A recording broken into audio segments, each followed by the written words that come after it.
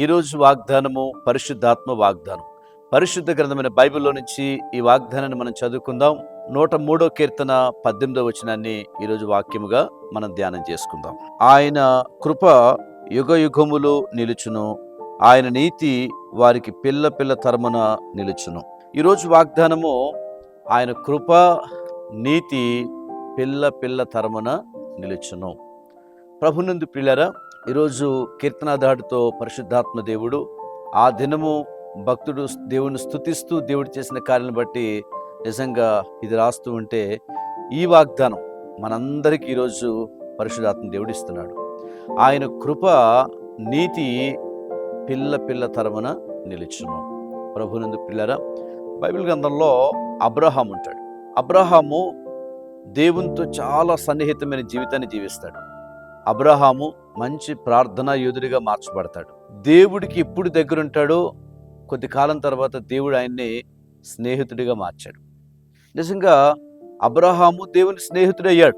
ఇంకొద్ది కాలం తర్వాత చూస్తే దేవుని వాక్యములో ఆయన కృప అబ్రహాం మీద నిలిచింది. అబ్రహామునే కాదండి, అబ్రహాం తర్వాత ఇస్సాకుని, యాకోబుని, ఇశ్రాయేల్ని, ఇలా వారి పిల్ల పిల్ల తరమున దేవుడు ఎలా నిలిపాడో, ఎలా ఆశీర్వదించాడో మనకు అర్థమవుతా ఉంది.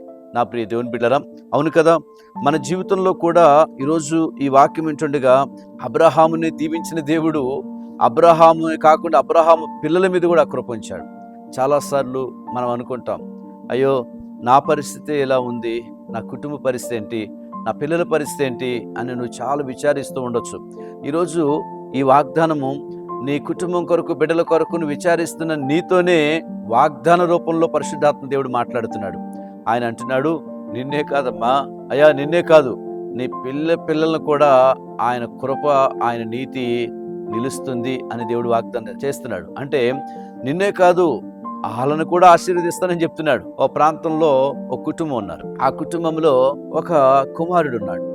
ఆయన చూసినట్లయితే దేవుణ్ణి సువార్తను విన్నాడు కానీ ఆయనకి సరిగా ఇంకా ఏం తెలియదు. యేసుక్రీస్తు గురించి లోతైన జ్ఞానం తెలియదు. దాంతోపాటు దేవుణ్ణి తెలుసుకున్నాడు, విన్నాడు, దేవుని ప్రేమిస్తున్నాడు, కానీ అందులో ఉండాల్సినటువంటి దురభ్యాసాలు, ఇంకా చెడు యొక్క ఇవన్నీ వ్యసనాలు ఉన్నాయి. ఈ వ్యసనాలు ఉన్నాయి, దేవునితో జీవిస్తున్నాడు క్యాజువల్గా. అయితే ప్రియమైన దేవుని కొంతకాలం తర్వాత ఒక మంచి అమ్మాయి దేవుడు అద్భుతంగా వాళ్ళ జీవితంలోకి వివాహమైంది, పిల్లలు పుట్టారు. కానీ గొడవలు, సమస్యలు భయంకరంగా ఉన్నాయండి. భార్యాభర్తల మధ్యన సమాధానం లేదు, కుటుంబంలో పిల్లలు ఎదుగుతూ ఉంటే సమాధానం లేదు. ఎలా ఉందంటే పరిస్థితి, అసలుకి నిజంగా ఏంటి పరిస్థితి, నా పరిస్థితి ఎలా ఉంది, రేపు పిల్లల పరిస్థితి ఏంటి అని చాలా విచారం చెందుతున్నాడు. కానీ ఒకరోజు జరిగిన విషయం ఏంటంటే, ఆ దేవుని కృప, దేవుని సన్నిధి వారి మీద ఉన్నది. కాబట్టి దేవుడు అద్భుతంగా మరి ఒక సేవకుడు ఆయన కలిసి యేసుక్రీస్తు గురించి లోతుగా చెప్పాడు. అయ్యా, నువ్వు దేవుణ్ణి ప్రేమిస్తున్నావంటే ప్రేమిస్తున్నా కాదు, నిజంగా మరి యేసుక్రీస్తు మన పాపాల నిమిత్తం ఈ లోకానికి వచ్చే శిలువలో చనిపోయాడని చెప్పి లోతుగా దేవుని వాక్యం చెప్పాక, మన పాపాలు మనం ఒప్పుకొని ప్రభు దగ్గర జీవిస్తున్నప్పుడు ఆయన నీతి, ఆయన కృప మనమే కాదు మన పిల్ల తరము నిలబడితే చెప్పినప్పుడు ఆయన ఉన్నపాటును మోకరించి ఆ యొక్క కృపను, ఆ నీతిని కోరుకున్నాడు. ఆయనే కాకుండా కొన్ని రోజులకి సమాధానం ఏర్పడి వాళ్ళ పిల్లలకు కూడా మంచి భవిష్యత్తు కలిగింది. అవును కదా, మరి వారి జీవితంలో చేసిన దేవుడు నీ జీవితంలో చేయడా?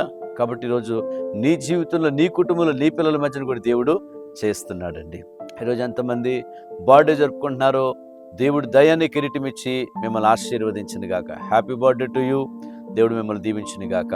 ఎంతమంది యానివర్సరీ చేసుకుంటున్నారో, దేవుడు మీ జీవితంలో మరొక సంవత్సరం ఇచ్చిన దేవుడు ఈ సంవత్సరంలో చాలా ప్రత్యేకంగా బ్లెస్డ్ సంవత్సరంగా దేవుడు మీకు ఇవ్వబోతున్నాడు.